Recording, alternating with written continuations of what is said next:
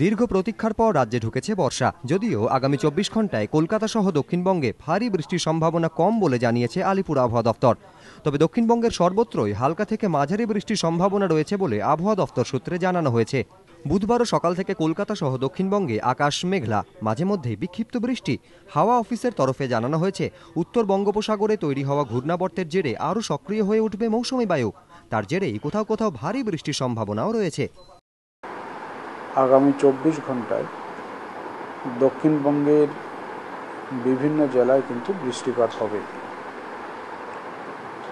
ঘূর্ণাবর্তটি উড়িষ্যা উপকূলের দিকে অনেকটা সরে আছে, সেই কারণে পশ্চিমাঞ্চলের জেলা বিশেষ করে মেদিনীপুর, বাঁকুড়া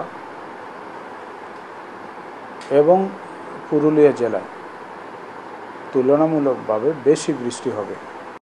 আবহাওয়া দফতরের তরফে জানানো হয়েছে, ভারী বৃষ্টির সম্ভাবনা রয়েছে হাওড়া ও পশ্চিমাঞ্চলের জেলাগুলিতে। বৃষ্টি হতে পারে উত্তরবঙ্গেও।